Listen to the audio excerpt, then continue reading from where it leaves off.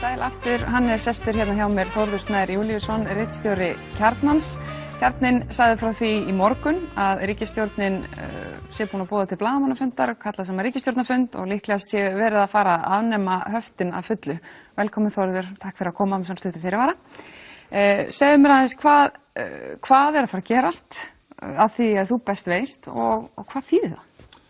Að því að ég best veit þá verður eins og við sögðum frá í morgun verður ríkisstjórnarfundur núna í hádeginu og í kjölfarið búið að búa til blaðamannafundar sem verður klukkan 2 í Ráðarbústaðnum þar sem kynnt verða skref í átt að fullu afnámi hafta og höft hafa verið hér við lýði frá því í nóvember 2008 þegar svona eftirköst hrunsins gerðu það að verkum að við þurftum að hindra útflæði fjármagns fullt af erlendum aðilum sem áttu fullt af krónum hérna sem við höfum ekki efni á að skipta í aðra gjaldmiðla. Vildu komast út? Já, og við höfum verið að takast á við þennan vanda allan tíð síðan og í fyrra og hitt í fyrra voru alltaf stigin stór skref með því að semja við kröfuhafa föllnu bankana með það að þeir myndu greiða hluta af innlendu eignunum sínum í stöðugleikaframlög og fá að fara með restina og svo skref sem voru stigin í átt að afnámi hafta með svona því að undanþágubeiðnum var fækkað í ágúst 2016 og svo aftur síðustu áramót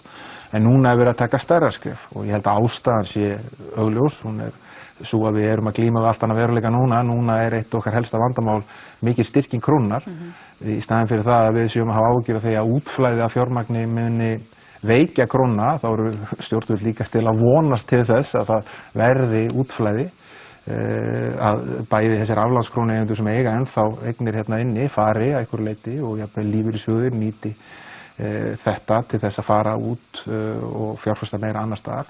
Þeir voru með eitthvað heimild? Já, þeir hafa fengið undanþáguheimildir og sem þeir hafa nýtt ágætlega en hlutfall eigna lífeyrissjóða erlendis er enn allt of lítið og við vitum alveg þessa möndrum en að lífeyrissjóðnir eiga helminginn óbeint eða beint af öllum skráðum hlutabréfum, eiga nánast skuldabréfamarkaðinn, eiga fullt í óskráðum fyrirtækjum, þú veist eins og einhver sagði hérna á fundi í fyrra hefur verið að kaupa þvottavélar og sjónvarp ef að við förum ekki að gera eitthvað að þannig að þú veist það er útflæðið væntanlega sem ríkisstjórnin mun leggja áherslu á er ekki langt og bara síðustu helgi sagði Bjarni Benediktsson í viðtali við Morgunblaðið að það kemur til greina að setja gólf á eignir lífeyrissjóða erlendis, það er ekki hámark, þetta er gólf, þið þurfið að vera með x mikið úti og það verður væntanlega aðgerðir sem þeir munu síðan fara í framhaldinu ef að útflæðið er ekki til.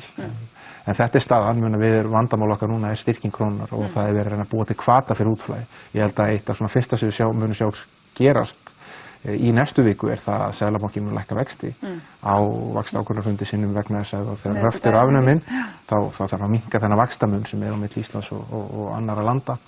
Þannig að það er allan að góða líkur myndum að telja á því að Seðlabankinn muni lækka vexti í næstu viku þegar hann tilkynnir vaxtaákvörðun sína. Megum við eiga von á okkur ef þið gera þetta bara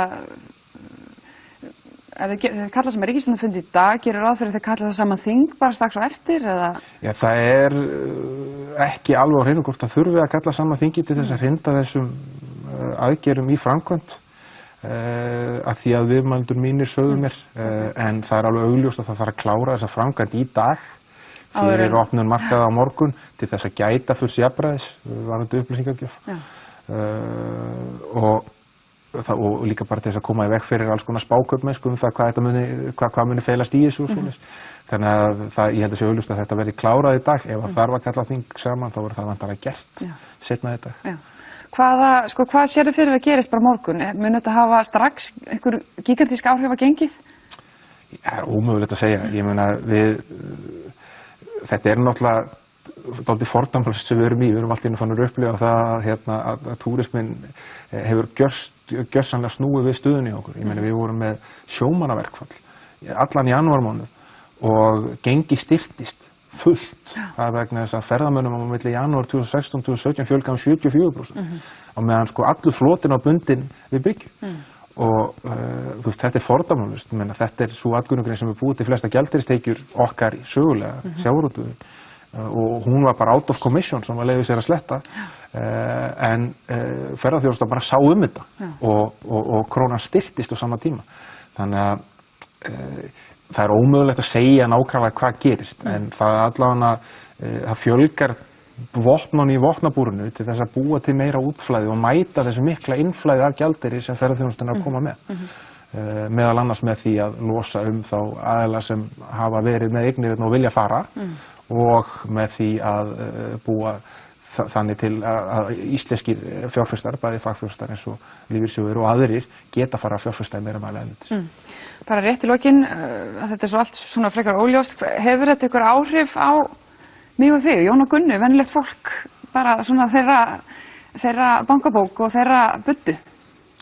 Krónan hefur náttúrulega áhrif á okkur öll og rosalega mikil áhrif upp og niður. Þegar hún fellur þá tökum við svona launafólki það út, þá aðlögun sem þarf eins og eftir hrunið. Það er kannski felst þannig að launafólk gerir það en eignafólkið minna og þegar krónan styrkist aftur þá eykst kaupmátturinn okkar mjög hratt. Við tókum 10 ára eðlilegan kaupmátt á 1 ári í fyrra gegnum launahækkanir og styrking krónunar. Þannig að þessar miklu sveiflur hafa gríðarlegar áhrif á okkur bæði fjárhagslega og ekki síður bara held ég svona sálrænt og samfélagslega vegna þess að stemningin í samfélaginu sveiflast dálítið með gjaldmiðlunum. En það er mjög erfitt að segja hvort að þessar aðgerðir hafi einhverja bein áhrif. Við getum stofnað bankareikninga væntanlega í öðrum löndum á morgun ef við viljum ef að þetta skrifur stigið til fulls. Og fjárfest keypt okkur hús eða bíla annars staðar frá og fara að flytja á þeim ef við viljum gera það. Þeir sem geta það. Þórður, takk kærlega fyrir komuna. Við komum aftur eftir örskamma stund og nú loksins með Hafstein Þór Hauksson, dósent við Lagadeild Háskóla Íslands.